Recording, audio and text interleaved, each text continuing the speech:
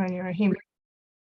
So the next biggest mistake, I think the fifth biggest mistake that all Muslims do in terms of self-growth and healing is, I call it spiritual amnesia. Please stay with me. Spiritual amnesia. It's like we've forgotten what our deen talks to us about healing.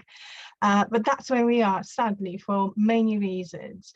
So bear with me a second. So what I mean here is that we tend to forget that we are spiritual beings. If we remember, we tend to go into new or pop psychology or new age trends and trying to find our place there, and we completely forgetting what Islam has on offer to us. And what Islam has on offer to us is prayers. First thing that ever is going to ask of us on the day of judgment is prayers, and we all know how do work and change our well-being, our days sometimes, or even our destiny, but prayers as well. Inshallah, all of us, we getting this amazing feeling of tranquility and sakina after just daily 5 basic prayers, right?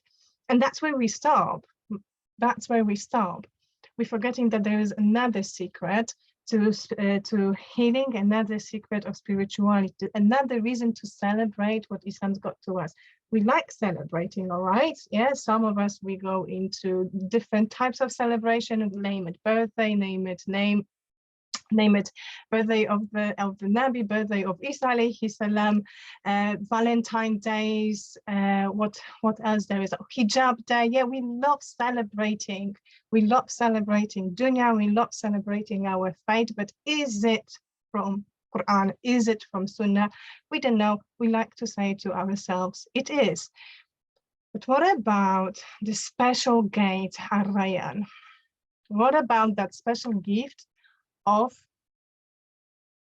fasting? What about this? Have we thought about it, that it could actually be also a source of healing? Some of us, we did, but majority of us, we don't know how to fast. We absolutely got no idea that fasting is introduction to tazkiyah on somatic and spiritual level.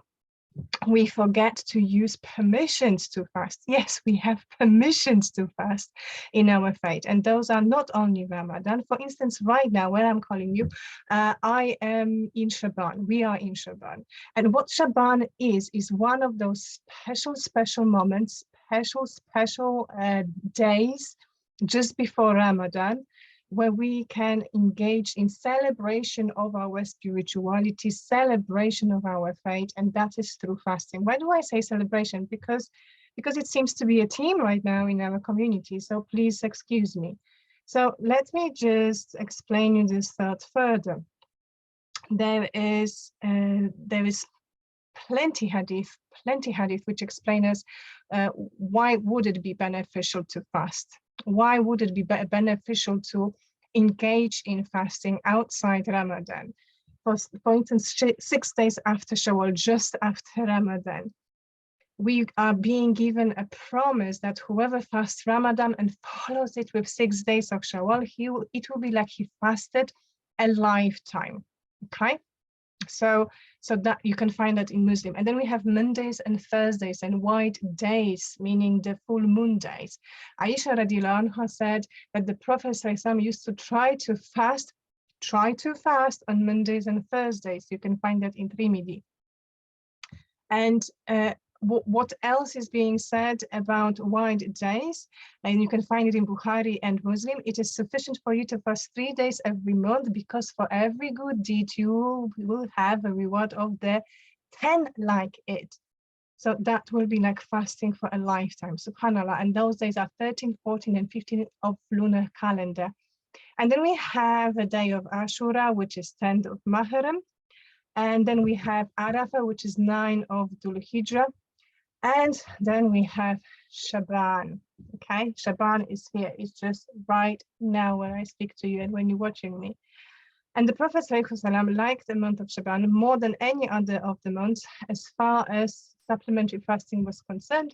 And Aisha reported that they thought that he will never stop fasting in Shaban. And there were moments when they thought that he will never start fasting again. So it wasn't full moon, it wasn't full month on. However, why is it that I'm referring to it as a celebration? Is because all those celebrations which coming to us from West, they are just destruction.